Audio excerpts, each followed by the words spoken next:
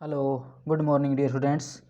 पिछले लेक्चर में हमने टैक्सेशन सिस्टम के बारे में पढ़ा था, कर प्रणाली के बारे में। भाई कर प्रणाली क्या होती है, टैक्स क्या होते हैं और कौन कौन से टैक्स सरकार के द्वारा उत्पादन क्षेत्र में और जो आपके व्यक्ति होते हैं उन पर कौन कौन से टैक्स लगाए जाते हैं। फिर हमने देखा था भाई जो आपकी एक अच्छी कर प्रणाली की क्या क्या विशेषताएँ होती हैं।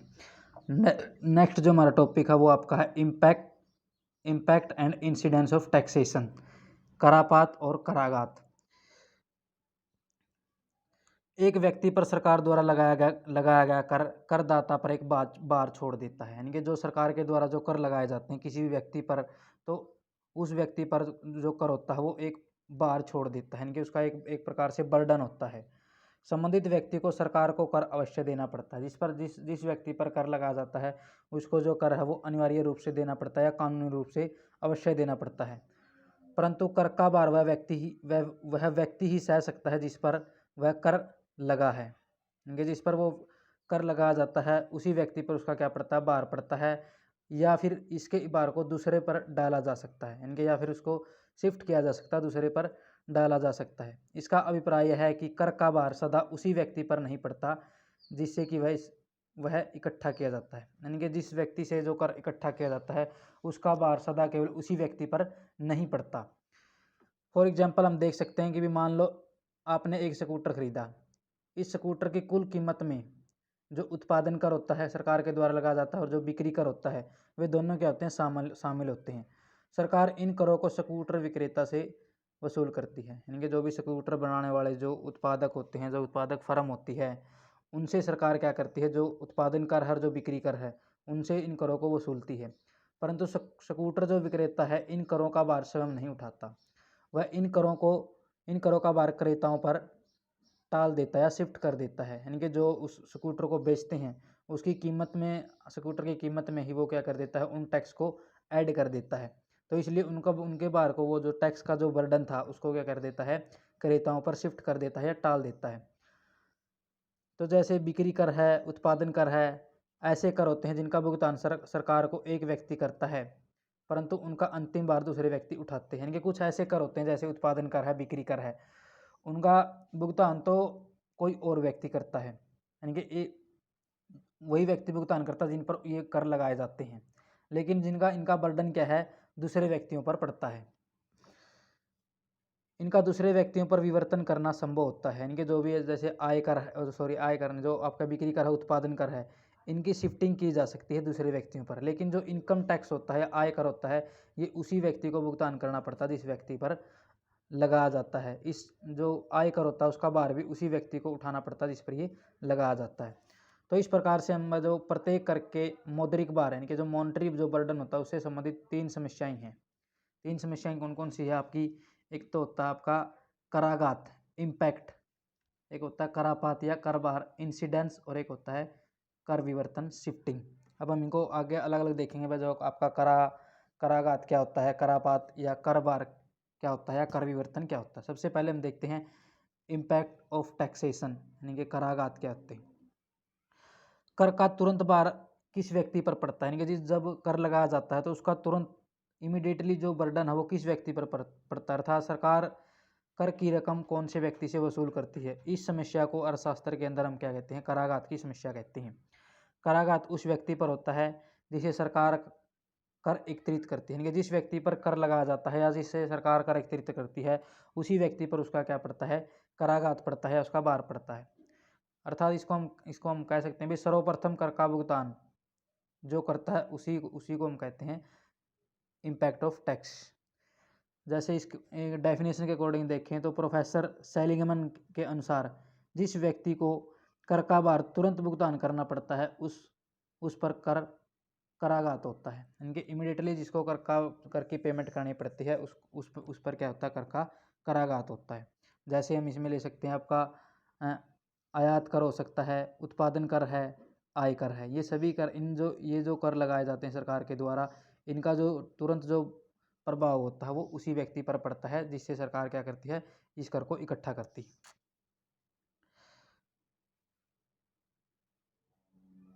इस प्रकार से हम इसको फॉर एग्जांपल देख सकते हैं। मान लिया अगर सरकार क्या करती है, उत्पादन कर लगाती है, तो उत्पादन से जो उत्पादनकर्ता होता है वही उस कर का क्या करता है, सरकार को भुगतान करता है।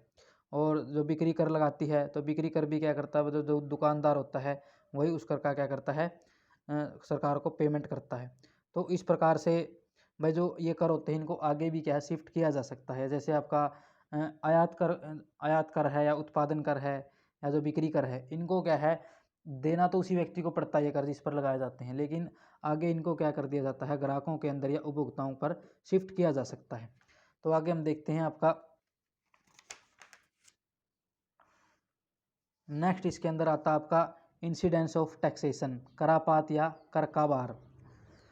कर का अंतिम भार कौन से व्यक्ति पर पड़ता है, इनके जब सरकार के द्वारा कर लगाया जाता है तो पहले सरकार तो उसी व्यक्ति से कर एकत्रित कर लेती है भाई जिस पर वो कर लगाया जाता है, लेकिन फाइनल रूप से जो टैक्स का बर्डन होता है वो किस व्यक्ति पर पड़ता है, अर्थात अंतिम रूप से कर का भुगतान कौन से व्यक्ति को करना पड़ेगा, यानी कि जो फाइनल जो कर की जो पेमेंट है वो कौन सा व्यक्ति देगा। इस समस्या को क्या कहते हैं, करापात या कर के भार की समस्या कहा जाता है।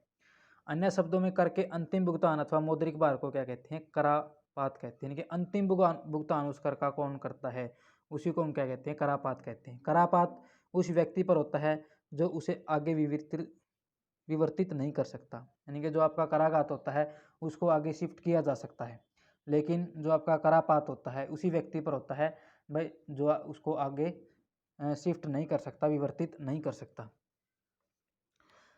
अर्थशास्त्रियों के अनुसार जिस व्यक्ति को कर का अंतिम मौद्रिक भुगतान करना पड़ता है उस पर करापात होता है, यानी कि जो अंतिम जो जिस भी व्यक्ति को अंतिम जो मौद्रिक भुगतान करना पड़ता है कर का, उसी व्यक्ति पर उसका क्या होता है, करापात होता है।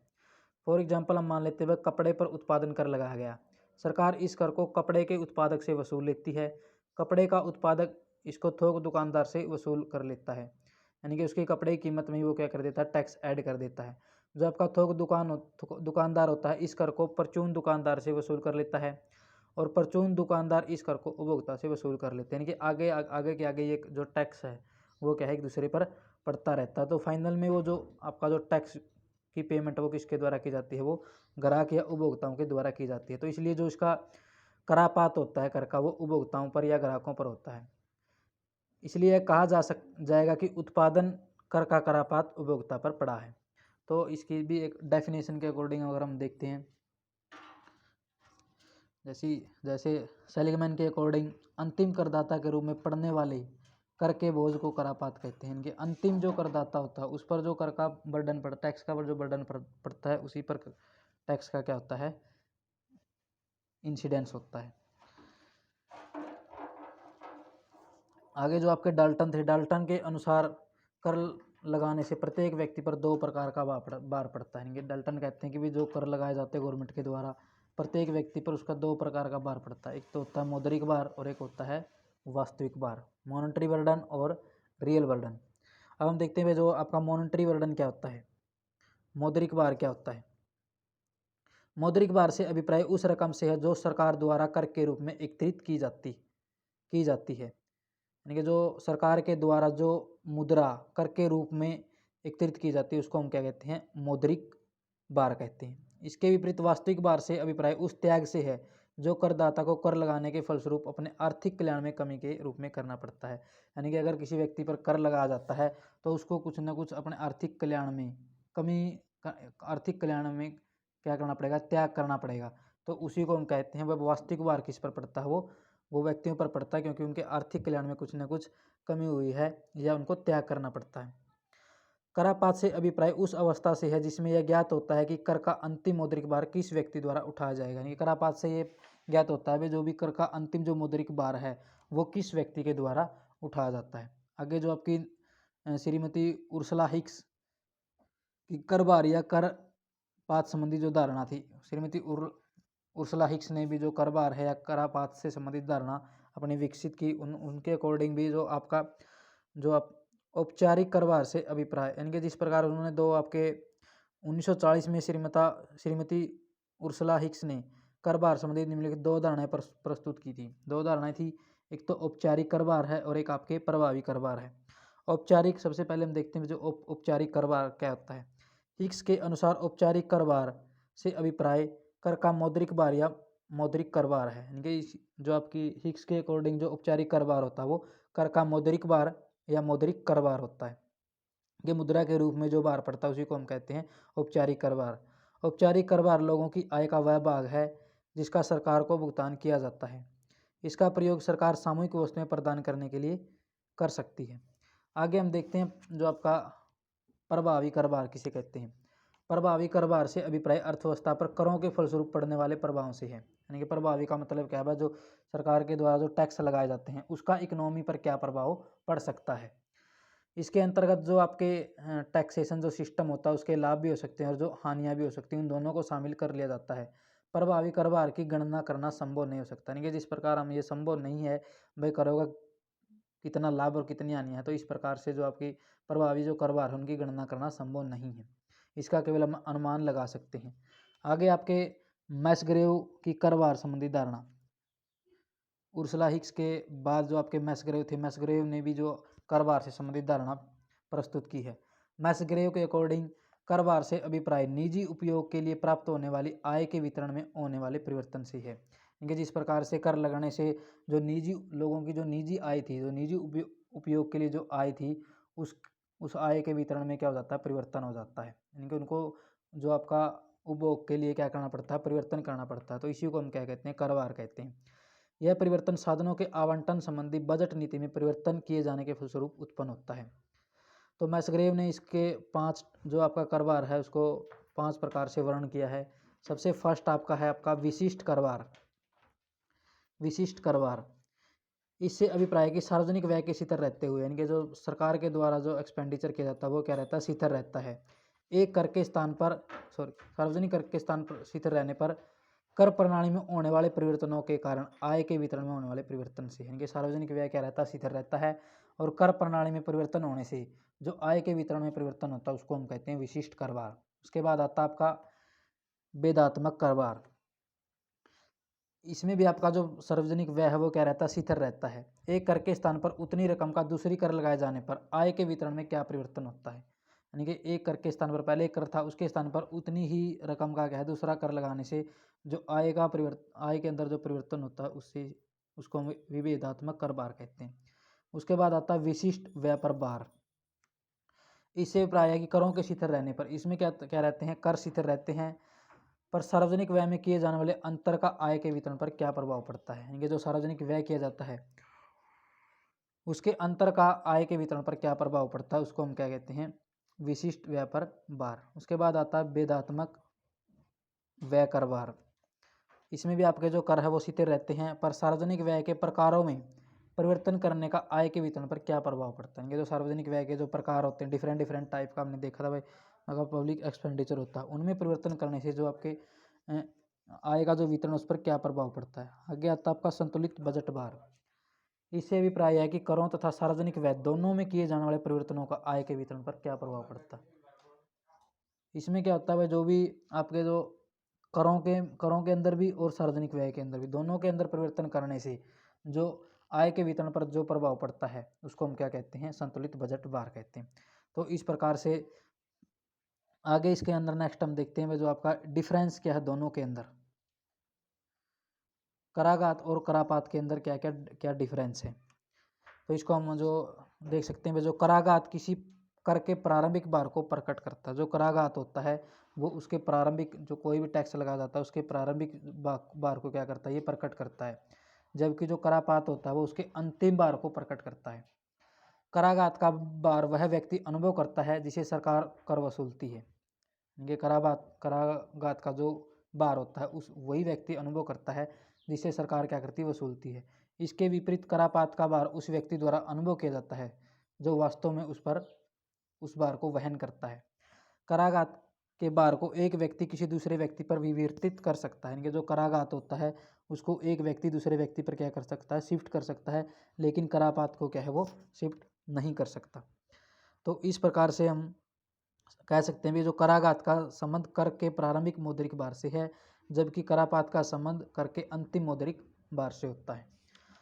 नेक्स्ट इसके अंदर आता आपका एक छोटा टॉपिक और है, वो आता आपका कर विवर्तन, शिफ्टिंग ऑफ टैक्सेशन। किस प्रकार से टैक्स को क्या है, शिफ्ट एक दूसरे पर शिफ्ट किया जा सकता है। जो व्यक्ति सरकार को कर की रकम का भुगतान करते हैं वे उसमें से कितनी रकम स्वयं देते हैं और कितनी रकम वो दूसरों से वसूल करते हैं। यानी कि जो भी सरकार के द्वारा टैक्स लगाए जाते हैं, जैसे उत्पादन कर है या बिक्री कर है, तो उसमें ये देखा जाता है कितनी जो टैक्स की जो पेमेंट होती है वो स्वयं क्या करते हैं, भुगतान करते हैं सरकार को, और कितनी क्या है वो लोगों से क्या वो दूसरे लोगों से वो वसूल करते हैं। इस समस्या को कर विवर्तन कहा जाता है। यानी कि इसी समय जो ये समस्या होती है भाई, कितने उन्होंने खुद टैक्स पे करना और कितना दूसरों पर विवर्तित करना है, शिफ्ट करना, तो इसी समस्या को क्या कहते हैं, कर विवर्तन की समस्या कहते हैं। कर विवर्तन उस क्रिया को कहा जाता है जिसके द्वारा कर का आंशिक या कुल भार एक व्यक्ति से दूसरे व्यक्ति पर टाला जा सकता है। इनके जो कर होता है उसका जो आंशिक या फिर टोटली कर को दूसरे व्यक्ति पर टाला जा सकता है कर विवर्तन के अकॉर्डिंग। कर भार का विवर्तन वस्तुओं की कीमतों में होने वाले परिवर्तन द्वारा किया जा सकता है। यानी कि जब कर कर का जब विवर्तन किया जाता है तो उसका भार क्या होता है भाई, वस्तुओं की कीमतों में क्या हो जाता है, परिवर्तन हो जाता है। मान लेते हैं कोई भी उत्पादन या बिक्री कर लगाया जाता है, तो जो आपका उत्पादन करता होता है या जो विक्रेता होता है वो क्या करता है, अपने उत्पा उत्पादन कीमत के अंदर ही उस कर को जोड़ देता है, जिससे उन वस्तुओं की कीमत क्या है वो बढ़ जाती है। तो इसलिए जो भी इसका जो कर विवर्तन का जो आप हम पता किस प्रकार से लगा सकते हैं, वस्तुओं में होने वाली कीमत में वृद्धि के आधार पर लगा सकते हैं। इस प्रकार से हम कह सकते हैं भी जो कर का विवर्तन का अनुमान कीमत में होने वाले परिवर्तन से लगाया जाता है। जब कीमत में कर लगने के फलस्वरूप कोई परिवर्तन नहीं होता तो समझा जाएगा कि कर विवर्तन नहीं होता। आगे आता आपका जो कर विवर्तन होता है वो दो प्रकार का होता है, टैक्स शिफ्टिंग होता है, दो प्रकार का होता है। एक तो होता है आगे की ओर विवर्तन, फॉरवर्ड शिफ्टिंग, और एक होता है पीछे की ओर विवर्तन, यानी कि बैकवर्ड शिफ्टिंग। अब हम देखते हैं जो आपकी आगे की ओर विवर्तन या फॉरवर्ड शिफ्टिंग क्या होती है। कर कर का विक्रेता से, कोई भी अगर टैक्स है उस टैक्स का विक्रेता से क्रेता पर विवर्तन होना आगे की ओर विवर्तन कहलाता है। यानी कि जब टैक्स लगाया जाता है किसी, मान लेते हैं किसी भी उत्पादन पर टैक्स लग गया, तो जो विक्रेता होते हैं उस कर को क्या करते हैं, आगे क्रेता पर शिफ्ट कर देते हैं। तो इसी प्रकार का जो विक्रेता से क्रेता पर जो कर का विवर्तन होता है उसको हम क्या कहते हैं, आगे की ओर विवर्तन। जैसे हम मान लेते हैं उदाहरण के लिए जो आपकी चीनी चीनी उत्पादक है, चीनी उत्पादक चीनी पर लगे हुए उत्पादन कर का स्वयं भुगतान करता है। वह इसके समस्त तथा कुछ भाग को थोक अथवा खुदरा व्यापारियों के माध्यम से कीमतों में वृद्धि करके उपभोक्ताओं पर विवर्तन कर देता है। इस प्रकार आगे के विवर्तन में कर का भार पूरी तरह से कुल या आंशिक कीमत में वृद्धि के रूप में विक्रेताओं तथा उपभोक्ताओं पर टाला जा सकता है। इनके जो आपका जो उत्पादक पर जो कर लगाया जाता है वो क्या करता है, कीमत में वृद्धि करके उस कर को जो आगे जो विक्रेता होते हैं या जो उपभोक्ता होते हैं उन पर क्या है वो टाल सकता है। फिर आगे आता है पीछे की ओर विवर्तन, ये उसका बिल्कुल अपोजिट है भाई। कर का क्रेता से विक्रेता की ओर विवर्तन होना पीछे की ओर विवर्तन कहलाता है। कर का भार क्रेता से विक्रेता की ओर विवर्तित होता है। यानी कि यहाँ पर उल्टा है भाई, जो कर का भार होता है वो क्रेता से विक्रेता की ओर होता है। जैसे हम यदि सरकार क्या करती है, हाउस टैक्स लगाती है, गृह कर लगाती है, तो किराएदारों से वसूल कर कर तो जो टैक्स है वो तो किराएदारों से, जो गवर्नमेंट होती है हाउस टैक्स को तो जो हाउस के मालिक होते हैं उनसे वसूल कर देती है। लेकिन जो अ, घर के जो मालिक होते हैं वो उस टैक्स को किससे वसूल करते हैं, वो किराएदारों से वसूल कर लेते हैं। तथा किराएदार इसे मकान मालिकों को किराया देते समय काट लें तो वह पीछे की ओर विवर्तन कहलाता है। तो इस प्रकार से हम कह सकते हैं यदि कर बढ़ने से वस्तु की कीमत में कमी हो जाए तो इसे पीछे की ओर विवर्तन कहा जाता है। तो इस प्रकार से हम देखते हैं भाई, मान लेते हैं जब आपका जो पीछे की ओर विवर्तन क्या होता है, क्रेता से विक्रेता की ओर होता है। जिस प्रकार हम मानते हुए जो आपके हाउस टैक्स है, हाउस टैक्स अगर गवर्नमेंट लगाती है तो उसकी जो पेमेंट है वो किसके द्वारा की जाती है, मकान मालिकों के द्वारा की जाती है। लेकिन जो अ, उसका जो बर्डन होता है जो मकान मालिक वो किस पर, किराएदारों से वसूल कर लेते हैं। तो इस प्रकार से जो आपका अ, इस प्रकार से जो भी आपका कर विवर्तन होता है वो पीछे की ओर कर का विवर्तन होता है। आगे हम देखते हैं जो कर कर विवर्तन को कर से बचना या करों की चोरी नहीं समझना चाहिए। इनके जो कर शिफ्टिंग होती है उसको कर से बचना या करों की चोरी नहीं समझना चाहिए। कर विवर्तन तथा कर से बचने में अंतर है। कर विवर्तन में तो लोगों को कर सरकार को अवश्य देना पड़ता है, यानी कि जो अगर कर शिफ्टिंग हो जाएगी, लेकिन कर को जो कर होता है वो सरकार को अवश्य प्राप्त होता है, परंतु वे कर को अपने ऊपर से टालकर दूसरों पर टाल देते हैं, इसलिए सरकार को कोई हानि नहीं होती। सरकार को कर की रकम प्राप्त होती है चाहे वह किसी भी व्यक्ति से प्राप्त द्वारा हो। इसके विपरीत करों की चोरी में करों को इस प्रकार से टाला जाता है कि सरकार को कर की रकम प्राप्त नहीं होती। तो जो बचाव होता है वो दो प्रकार से होता है, एक तो आपका कानूनी होता है, एक गैर कानूनी होता है। जब कोई व्यक्ति ऐसी वस्तु को नहीं खरीदेगा जिस पर बिक्री कर देना पड़ता है, तो वह कानूनी रूप से बिक्री कर से बच जाएगा, इसे कानूनी बचाव कहते हैं।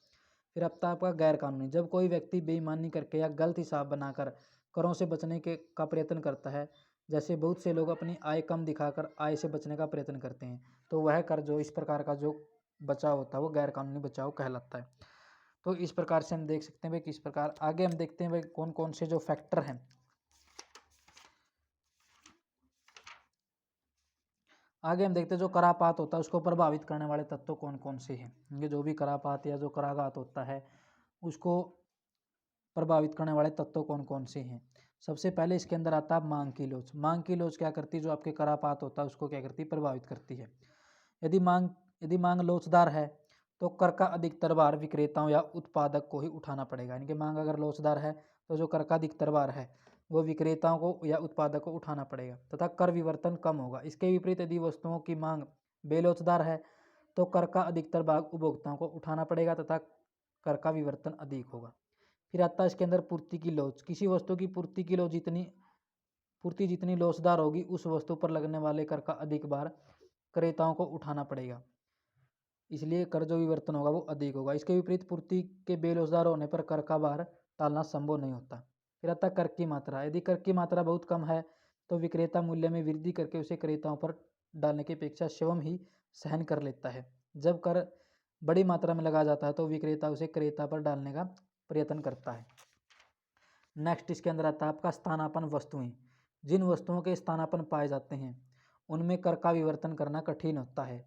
इसका कारण यह होता है कि यदि कर का भार उपभोक्ताओं पर डाला जाता है तो वे उस वस्तु के स्थान पर दूसरी स्थानापन्न वस्तुएं खरीदने लगेंगे। तो इस प्रकार से हमने ये आपका टॉपिक कंप्लीट होता है टैक्सेशन सिस्टम वाला। इसमें इसके अंदर हमने देखा भाई टैक्सेशन सिस्टम क्या होता है और जो टैक्स का इम्पैक्ट और इंसिडेंस क्या होता है।